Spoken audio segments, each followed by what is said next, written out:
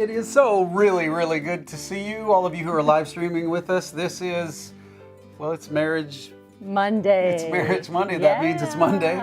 And that means, well, some of us are married. And so those two come together. And if you're not married but watching this, good to have you here too. But all of those of you who are married, it is so great to have you. Hey, look at this. Can you see this kind of stuff? That means it's something. It's fall. We've got some fall decorations around here. I think Chris got a little creative on us. That's awesome. You'd like to think that we're the creative ones, but it's not true. You've already met Chris, and he's redecorated the place. I was going to say he's got painted green even. thumb. He even painted.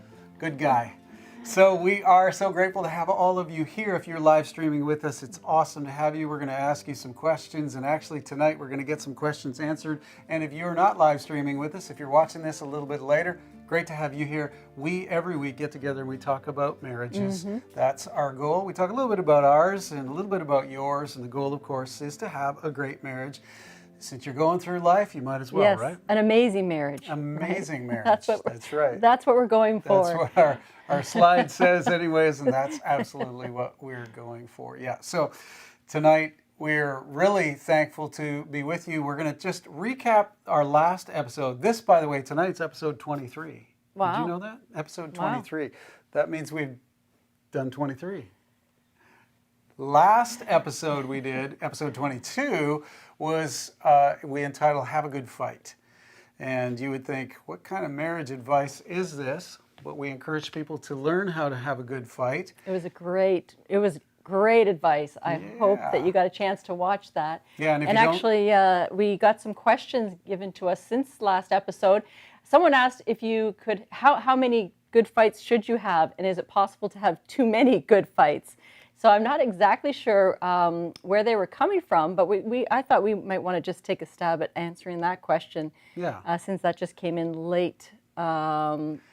Yeah, so anyway, and also we were thinking, maybe in the chat, I want to know what you think. Do you think you can have too many fights? And we're not talking about the bad kind of fights, we're talking about the good fights like we talked about last week. And so go ahead and drop in the chat if you think you can have too many, even though they're good fights.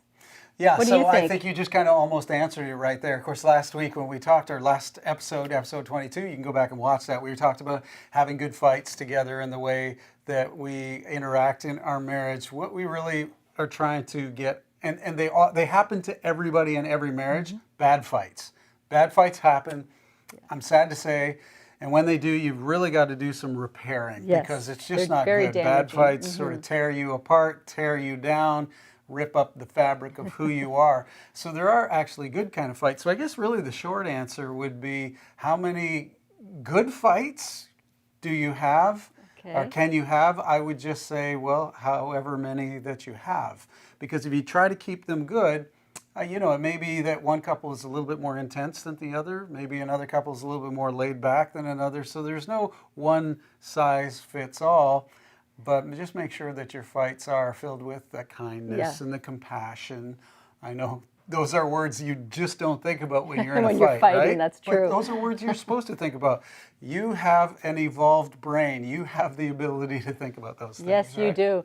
And we're always talking about both spouses being aligned with each other. So if one of you thinks this is a great fight, but the other one thinks, no, this is terrible, that's not a good fight. You both want to have some ground rules of what you consider a good fight. That's Again, right. Go back to episode 22 because it was good. And let's see. We've got probably some good comments from our marriage professionals that are out there live streaming with us right now. What do you think? Can you have too many good fights? Yes, Blair says, yes, I think you can because eventually it gets old. Okay. Wear down each Peter other. And Marissa say, have as many good fights as you need, but don't fight for the sake of fighting. That's a good thought. Someone else says that's a good point. Craig says a good fight, if it's good, is just a healthy discussion, right? There you go. He says question mark. That's great. That's good. That's very noble. All your fights are just healthy discussions. If that's what you guys have every time, you guys are an awesome married couple. But let's be honest, not everybody has that. Sometimes our fights, and this is really just the battle. Again, go back and watch episode 22 if you can. But there is such a battle to be speaking with dignity to each other. And this is, when we see the bad marriages, when we see the marriages that really hit the rocks, these are the things that you can diagnose right away. Dignity's been lost, contempt has entered the marriage, and we just keep reinforcing to you every single episode, every single week, that you can do better. You do not have to be a slave entirely to your emotions. And it really gets tricky, though, doesn't it, when, somebody... every fight that we have isn't just some sort of ethereal in our mind, right? Somebody did something grievous, somebody did something wrong. Or and there's that some has to be disagreement, addressed. some problem that you can't agree on. Yep. Absolutely. I want to go left, you want to go right. Or I shouldn't have done what I did, and there needs to be apologies, reparations. Forgiveness. There needs to be, all of that kind of stuff. So. Yeah, so listen, you who are watching, we don't usually jump right into the intense questions right off the bat like this. No, but that was a good one. We wanted to hit on that yeah. before we carry on tonight. Now, here's something that we asked at the end of episode 22 about episode 23, which is this one. We wanted to get you guys involved in creating what is going to be tonight. I'm very excited. This day. So it's now 2020, October, fall. We're in Canada. That means crisp beautiful weather. Fall weather. Beautiful weather. The leaves are really beautiful right this time of year. The foliage is changing. There's a word for you. Jot that down. Bring that out with your wife sometime and she'll be impressed. Not really. Anyways, the colors are really beautiful in our neck of the woods. It's true. And we are talking a little bit, well, we've said we've done 23 episodes and there's been many questions along the way. And so what we did last week is we appealed to you to ask us any question, and we documented it, and we will do our best. We said we will do our best. We're going to do our best. Thank you so much, too. There were great questions. We're going to do our best to answer them. But emphasis on our best, right? And so that's what that's what tonight is really all about. Anything else you want to say to sort of set this up? I don't think so, no. Not surprisingly, I've got something to say. So here's the setup. In Marriage Monday, on this day in October, here's what we're going to do. We invited you to give us these questions, and we're going to give you, so it's Q&A with Kevin and Lisa here on Marriage Monday, and we're inviting you to come over to our place in our kitchen. This is just going to be relaxed, non-rehearsed, where the questions are going to be fired at us. Trust us, we didn't really rehearse it that much, and we just kind of gave the answers back based on what we've learned in our marriage, what we've learned in the research we've done, what we've learned in our marriage as we've coached and counseled and helped other marrieds as well. So buckle in. We're going to head back to the Robbins house for a little bit of Q&A with Kevin and Lisa. We'll see you in a little bit. See you on the chat too. All right, welcome guys to Marriage Monday. This is Shannon. And Evan. And we are going behind the scenes to bring you all the answers to all of the questions that you could possibly have for Kevin and Lisa Robbins, aka our mom and dad. So let's go. Hey Dad, how's it going? Hey guys, what you doing? We just have some questions for you, and we are wondering if we can come in and do a little Q&A. Yeah, come on in. We'll see if we can answer some of them. All right. And say hi to Obi. Oh, hello and goodbye. Hey Mom, how's it going? What you making? Hi Evan, hi Shannon. We are making a Thanksgiving-inspired dinner for tonight. Ooh, sounds delicious. Well, do you mind if we ask you some questions while you do that? All right, so first question. What did you guys do today? Very little. Well, I did some vacuuming and laundry, and we went for a walk. So nice. That's been important a stuff. Quiet day, but Saturdays I usually get ready for preaching a message on Sunday, so I did a little bit of that today as well, and now we're cooking supper. yeah, Wow, and do you guys always cook dinner together? Absolutely never. it's definitely not. Kevin makes a great peanut butter and honey sandwich. Exactly. Would you like me to make you a peanut butter and honey sandwich? I can do it. No, that's all right. Think so. He actually has a peanut butter cupboard. I think everybody has a peanut butter cupboard, don't they? So, what are your favorite things to do together? I like to garden together. I like it when you help me with that. We get a lot done when we do it together. She's just into me for my muscles. Actually, we just like to be together, like Lisa said. Anywhere, anytime we can be together, whether it's going for a drive or somewhere to talk. That's kind of our thing. It's our favorite thing to do. Yeah. Awesome. So, what is your favorite scripture for your marriage? Philippians 2. Yeah, that's considering the other person better than yourself. Wow. And Dad, favorite date night idea? Oh, dinner and a movie. Wow. I think that's because that's my favorite date night, actually. I don't know if that's yours, but... And therefore, it is mine. So what are you guys looking forward to the most in the next few years of your marriage? I think that would be doing something we're passionate about, helping people, not wasting our time as we have less energy than we used to. So I definitely want to do something meaningful. Cool. And grandkids. Oh, lots okay. and lots of grandkids. Okay. So how do you guys keep the spark alive, in the midst of stressful times, sadness, difficult times, even after, let's say, 20 years of marriage? Keeping the spark alive is, one of the hardest things. That's the reason we have Marriage Monday, is to encourage people to do that. And honestly, it's making that sort of intentional effort to consider the other person, just that important. So you really just have to make the effort in everything that we've talked about so far. Treat each other right, don't treat each other with contempt, make time for each other. Here's one for the guys, communicate, those kind of things. So how would you recommend that people block out the stresses of life so that they can feel like having a love life?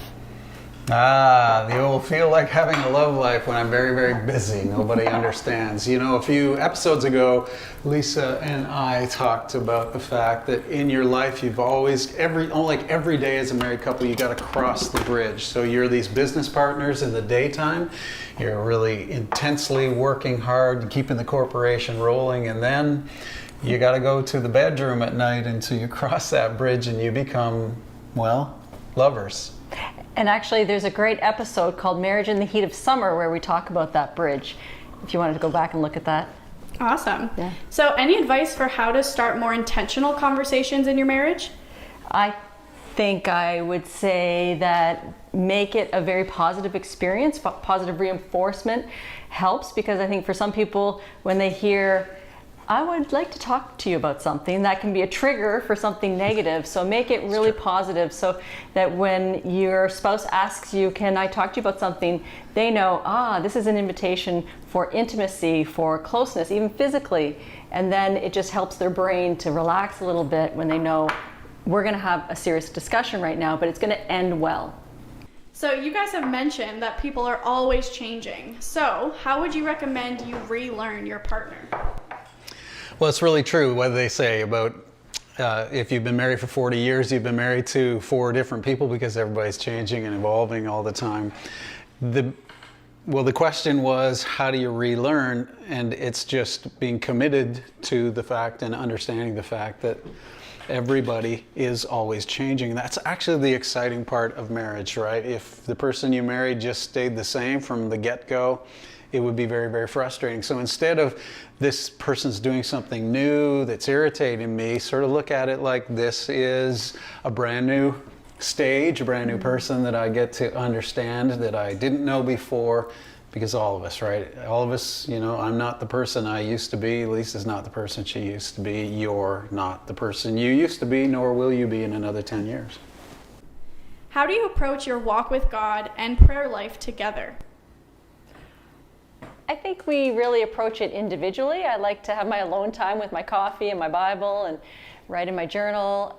We always have lots to talk about afterwards, and we do come together and align whatever we're thinking and feeling. We do that almost every day if we can. And how often do you guys pray together? Every day. Yeah, I'd say every day, but we don't keep track. Cool. So as a couple who works together, every day, how do you maintain a healthy work and life balance? A lot of conversation.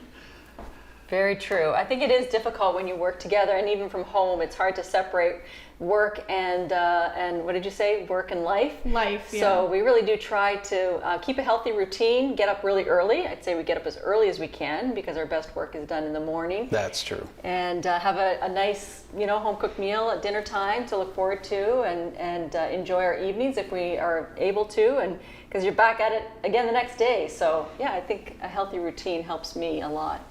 Mm-hmm. And do you have any tips on how to inspire your spouse to be more romantic? Yeah, every every one of these questions kind of has the same answer over and over again. Like, you do have to be thinking about them. Your marriage isn't going to be very good if you're not actually thinking about the other, and that can be frustrating to us. And then here's the really difficult thing if you want to be inspiring your spouse, is you've got to be in communication, right? You've got to talk. You've got to say, here's what I want, here's what I think, here's what I dream, here's where I'd like to go. I think also for spouses, it's good when I mean, for me, I'll just tell Kevin what I would like him to do that's romantic, because, I think if I wait around for him to surprise me, that's really not his thing. But if I tell him what I want, he's very happy to oblige, and so that's very helpful. It's true. Some of us aren't all that good with subtleties, so just tell us and you'll get it. Awesome. So, it's no surprise that in a marriage Q&A, there were a lot of questions about intimacy. So to sum up a few, one person asked, what do you do if you want sex every day, but your spouse does not? So can we assume that was asked by a man? But perhaps we not. We can assume, but you can go with that. Yeah. Well, if your spouse, if you want sex every single day, I think that I appreciate your willingness to shoot for the stars. You might be shooting a little bit too high in your relationship if you're busy, have a busy relationship. But I would just suggest this. It's not to say that desire you have is not legitimate. You do, but you need to talk to your spouse a little bit about this. Say, hey, here's my desire, here's what I'd like, here's what I wish we could do every single day. That may not be a reality, so you can say, well, then what can we do? How often can we be intimate together? And maybe you'll figure out a few times a week, or 4 days a week, or 6 days a week if you're really awesome and exciting, or maybe you'll negotiate 1 or 2 times a week. But it is important, but it doesn't always mean you have to do it every single day. I think people often want what they can't have, so just even talking about it, so you know that you can have it, but you're going to come to a compromise of each's desire for frequency. I guess we're talking about frequency. I Is think that we what are. Apparently Yeah, we are. right. But let's move on to the next one. Is it true that as you get older, your libido slows down? Yes. Next Right. question. Plain Yes. and simple. No, it's absolutely true. I don't know who wrote that, but if you're frightened by that possibility, here's the great news. Yes, your libido does slow down, but your brain doesn't necessarily have to, and your love life, your sexual intimacy actually becomes more fulfilling, even in spite of libido slowing down. So I would say it's it good becomes stuff. more passionate and more, just more enriching and enjoyable, even if it's less frequent. Creative. Okay, good to know. So, do you guys have any tips for training yourself to hold your tongue and not lash out when you're really upset? I think I'm supposed to answer this one. I'll get what you need. I think that it is so important to take a deep breath, first of all, maybe 2, and really slow down. That helps me a lot. It's important to know that when you're talking to your spouse, maybe what you're thinking about them, the negative assumptions that you're thinking about them aren't exactly true. And just remember, you're talking to their brain and they're not hearing things the way you are. So you getting more and more louder or passionate isn't helping them necessarily. In fact, it's probably helping them to hear less and less. That's what I would say. So I think that if you really are trying to get across, actually, I would say that lashing out is like eating a tub of ice cream. It's just going to make you feel better in the moment, but in the end, it's not helpful to you, and it doesn't do what you're wanting It's true. to do. Would you like me to go get some ice cream? No. How do you apologize without admitting to something that you think you were not actually at fault for? Yeah, this is a big thing with marrieds, isn't it? Well, I mean, we're like, okay, I'm all down for apologizing, but I didn't really do anything wrong. I think this is where we've got to think long and hard about where we're ultimately going in our life. You may be a truther. You may be a person who's just obsessed about the truth. A lot of us are. But a lot of times the way we tell the truth, speak the truth, it actually isn't helping the other person. And so we've got to figure out a way to speak truthfully, to apologize, to own things, or I think it was Lisa in the last episode that we did together said, when you're speaking to your spouse, look at them or think to yourself that I'm speaking to a brain. And you've got to, as the other spouse, learn how to negotiate that person and give to them what they need. And it may be true that you didn't do anything wrong, but you're stuck in a moment, the two of you. So what are you going to do to help negotiate and move yourselves through that? And I really think a lot of spouses, a lot of people want an apology, not so much to make you feel bad or to admit to wrongdoing, but because there's something they're hoping you're working on. There's a fear maybe in them where they wish that you would do something differently. And so when you say, I'm sorry, maybe not about the actual infraction, but they're hoping to hear that you're actually going to work on what they're afraid you're not going to work on and what they would really like to have in the marriage. Wow, that's awesome. How would you guys communicate when a need is not being met by your spouse, but in a way that doesn't make them feel guilty or disrespected or belittled in any way? I think first I would build them up for the positive things that they're doing, the many things that they do well, and then I think I would try to identify what my need is and just explain and be vulnerable. This is what I need, so that they can be in an opportunity to meet that need. Not as so much as a correction, but as a thing that you would like to see in the relationship grow. Yep, never underestimate the power of vulnerability. I know lots of people don't think it's great. There's lots of good books written on it lately. Brene Brown, for one, of course, and that in your relationship with your spouse, if you've got that need, it's okay to show your soft underbelly a little bit and say, look, this is where I want us to go and this is what I'm dreaming for us. Those kind of words are powerful. I'm going to put the chicken in now. So if you guys had friends who were in a constant state of arguing or disrespecting each other, how would you offer help? Assuming it's another Christian couple and they're arguing, let's say, even in front of you. Wow, so you're not even really invited into their life. So I just think it's a little bit self-obvious that you want to express your concern for those people. If they're your friends, you say, hey, are you guys all right? Are you doing okay? And I think put out there that we're here for you if you'd like to talk. You just give us a call anytime. We can help. We'd love to. Good point. So how do you readdress your goals with your spouse, even if you feel you already know their answer? For example, and this is a tough one person wants kids, but the other does not. Well, this is part of the, each of us is always growing and changing and evolving. And so actually revisiting these kind of questions is okay. I know that it's our personal belief that there's very little that's off limits in your discussions in your marriage. If you talked about something 10 years ago, well, I'd like to do this, and we decided we're not going to do it, it's okay to revisit it again and just see and respect the other person. Yeah, ideally we'd all catch these things in our premarital counseling before we even get married, but I think things do change over time, and it is a really good thing to revisit. We've talked about in past episodes, the legacy episode on vision, how much talking it takes to align each other's desires and dreams and have a united, combined vision. That takes a lot of work, a lot of talking. Even going away for a weekend to talk about it, because it takes so much talking. Yeah. And I think those are so important, crucial. If they don't happen every year, they should at least every year in a marriage to keep things on track. And there's one final thing that I'd like to say that nobody wants to hear, but there is a reality, and even that reality is okay, that in every marriage there is going to be a certain amount of heartbreak somewhere. Two people can't come together on this planet like this and get everything that they want, both of them, at all times. It's just not reasonable.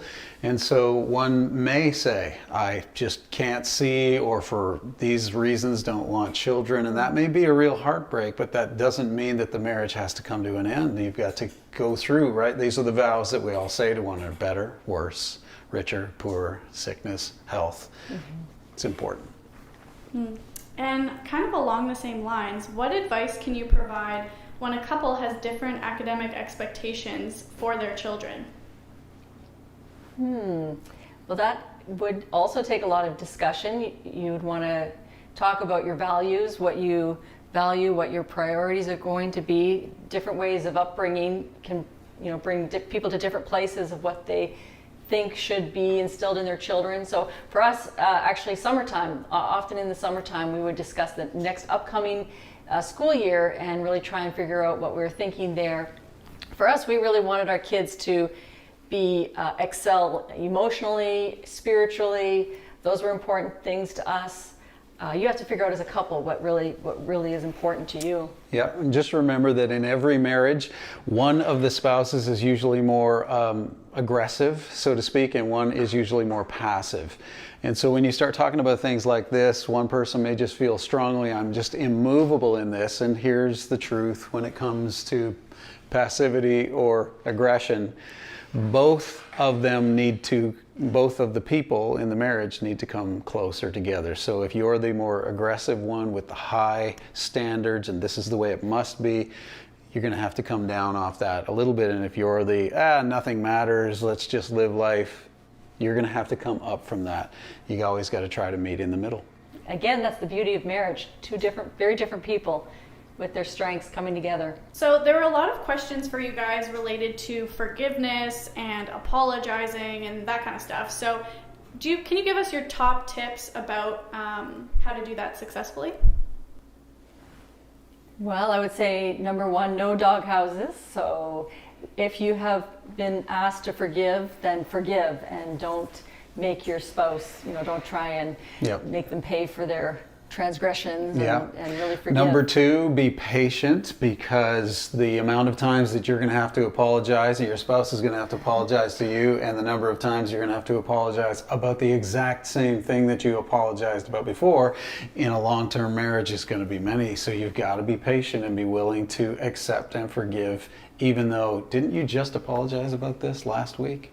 And really stop yourself from going to the dark, negative assumptions about why they're doing this to you. They're so mean, or they don't love you, they don't care about you, as opposed to just really see this problem needs to be discussed again. And just Kevin said, be patient. And that's okay.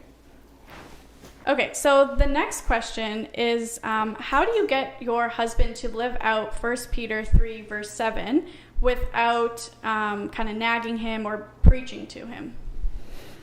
Well, I think I love that passage of scripture, and from what I know about it, it's really talking about the husband and wives being together and giving maintenance to their marriage, being considerate, thinking about the marriage, which really is kind of what we've talked about tonight with vision. If you're pulling apart, if you're not together on things, then you're not going to go anywhere in life. So I really see that scripture applying to men and women, though it's written to the men obviously as leaders of the family, but really we can also as wives make it difficult for our husbands to initiate really being really focused on the things that are going to help the marriage. It's together. It's not, it takes two to tangle, and we really are together in this and yes, maybe the husbands need to lead the way, but the wives also need to make it easy for the husbands. I'm just preaching to myself there, not to you, because this is things I've had to learn over the years. Very good. You gotta give him a fist bump, Mom. There you go. Good answer. All right, so last question for you guys. What inspired you to start Marriage Monday? Well, it all started back in March, honestly. Well, actually, the truth is before. We always enjoy any opportunity to talk to other people about their marriages. We've done lots of marriage retreats over the years and been met with some success. What we really love, though, is just a chance, maybe just the off chance, to see some people's marriages get better. And so when COVID hit in March, when the pandemic hit in March, we decided. Yeah, it was really a strange time, and we were concerned about, at that time specifically, married couples in our church. We were hearing in the news about how, all these stressors of couples having to be cooped up together, and so we just thought divorce was on the increase, supposedly. It was really intense. So that sort of was the impetus, and then from there it just kind of became what it is today. All right, well, thank you guys so much for answering all of these questions, and we appreciate Marriage Monday so much, and I know many other people do as well. So thanks, and I think now it's time for dinner. Absolutely, time for dinner. Thanks so much for stopping by, and thanks for asking all the questions.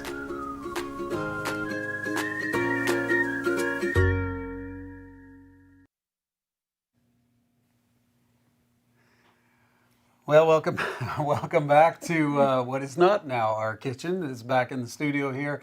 Thanks so much, all of you, for watching that, if you did, and especially we want to thank all of you who threw out some questions to us. We put some of them together, tried to answer as many as possible as well. But so thankful for all of you. And even some of your questions, we know you guys, you got some pretty great marriages, but you knew the answer to some of your questions, but you still threw them in there as well. True. So that's great. I'm just curious if you wanted to respond to anything. Well, we do hope that you enjoyed that.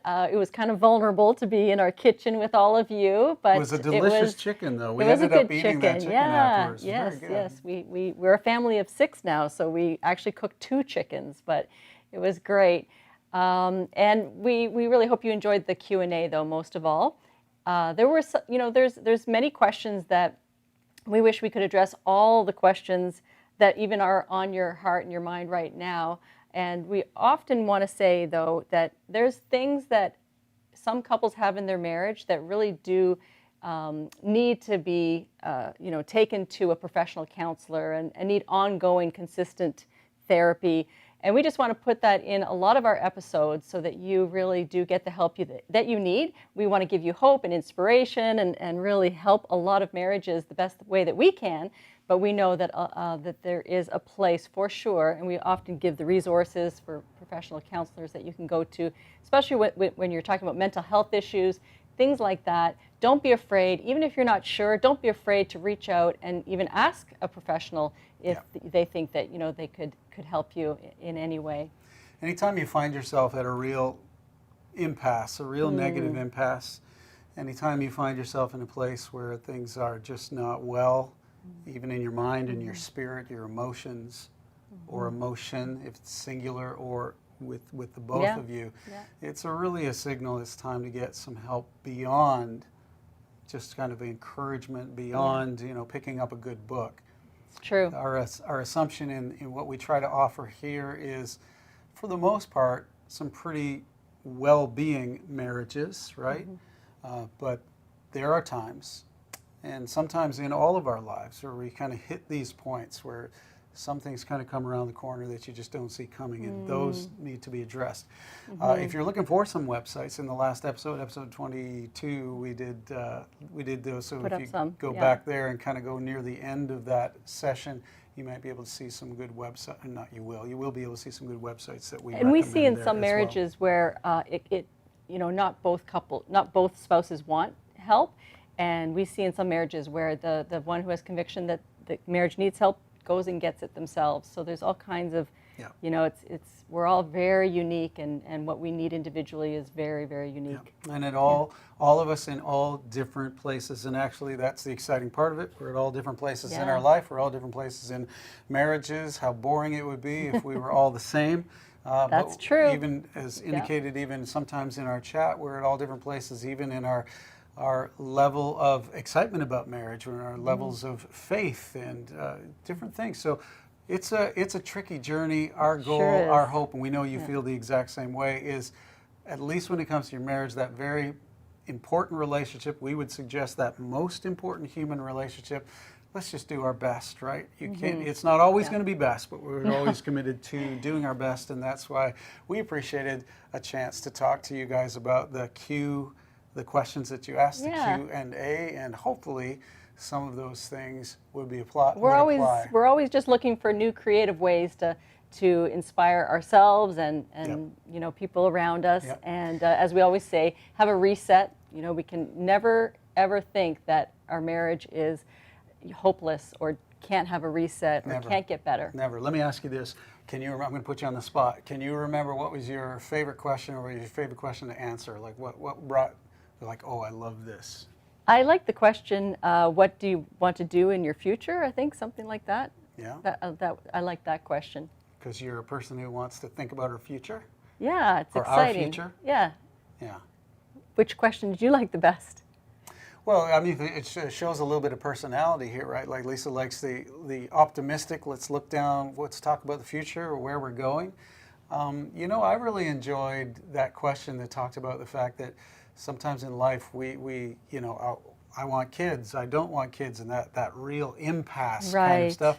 And a little bit what I shared about that in marriage, and I just think this needs to be just drilled into some of us, that in a marriage, if you've got two people who are living and breathing the way we all are and going in the direction, we're all going in the direction together, somewhere along the line, in fact, always, somebody is going to suffer some heartache. In fact, both will.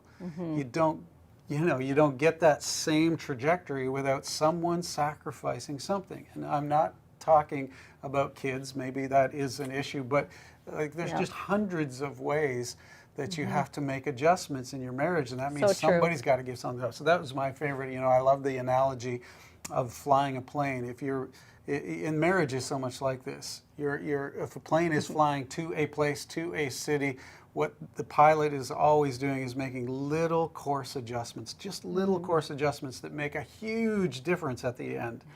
Think about your marriage that way. We just make these little course adjustments. Sometimes they're quite painful, sometimes they're small and not a big deal. And that's why you have to communicate so much. Pilot, I'm about to make a little change. And when we do that, it makes dramatic differences later on in the years down the road. So that's something to keep in mind as well. And it really is about coming to a place of maturity, as Kevin's saying. I hear maturity when you're talking about that, sort of the maturity to know we're not always going to get what we want.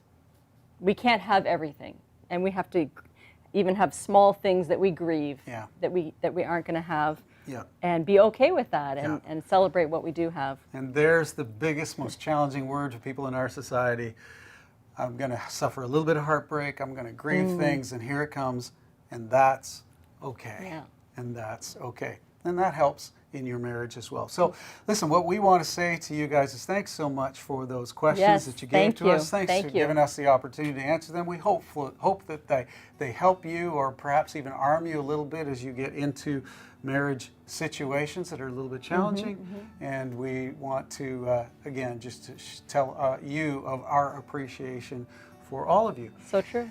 And with that, we're about to say so long, but before we do, we just want to let you know that we want to make sure, if you're listening live or afterwards, if you're watching this at a later time, make sure you subscribe, press the subscribe button, because we're not going to be here for a few more weeks. And we want, anytime, if you're interested in being here when we're here live, we want you to be able to be with us. We really value that and appreciate that. Love even the chats. Even as strange as the chats get sometimes, we really do love them.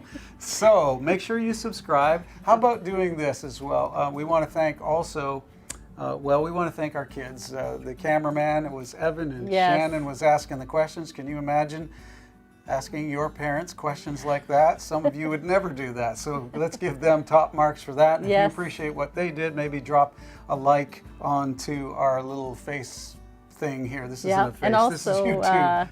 A like for them. Also, the inspiration really was from our other daughter, Michaela, had the creative idea of doing the Q&A like that. There you go. In our kitchen, cooking a chicken. So love having kids that are creative. And we just also want to ask this, after you're done and you sign off, maybe come back again and drop a comment. If we've helped you in any way, we'd appreciate that. So you had a little Thanksgiving thought too you wanted to share. Well, we want to wish everybody a happy Thanksgiving, because next Monday night we will not be here. You will not be here either. Hopefully you'll be celebrating Thanksgiving. And it was my favorite Thanksgiving. You want to know why we call it Thanksgiving? A lot of people who are outside of Canada, you say, Thanksgiving, that's too soon. If you're in America, they refer to our Thanksgiving as Canadian Thanksgiving. But if you're Canadian, you just refer to it as Thanksgiving. And that other Thanksgiving that's coming later is American Thanksgiving. So I love this time of year. I love Thanksgiving. I know you do as well. The leaves are changing. It's a perfect time of year to celebrate Thanksgiving. And next Monday night, there is Thanksgiving. So we just want to say this. We want to give a little awareness to you before we close off. And that is this. All day long, it feels like, and in our life, we often hear about how on this planet things are endangered. We hear about endangered species. We hear about species and animals and other items that are in trouble, even at the brink of, in some cases, even going extinct. And so we'd like to talk about Thanksgiving and gratitude in a marriage with that in mind. It's so true. I think that when I think about some of the most difficult just attitudes that we should have in our marriages and we don't often, is appreciation for each other. You know, when you start out as a young couple, when you first fall in love, you're so grateful. You can't believe this person is interested in you, and you just, just feel like anything goes. You won the lottery every day. You just are so excited.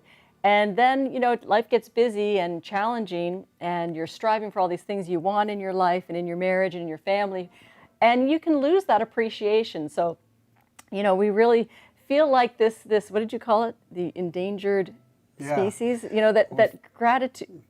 Go ahead. Gratitude is like an endangered species. Yes, it is. In our marriages. So we want to encourage you this week to really go easy on each other, and even just think about, Thanksgiving next weekend, how you can make it special. Yep. We hear in the news that it's going to be small gatherings again, just your family. And so really make it special and think of ways to appreciate each other and be thankful for each other, because gratitude is a lost art in marriages. A lot of what we see around us are just people who have grown ungrateful for each other. Absolutely. So check yourself on this. Check your gratitudes.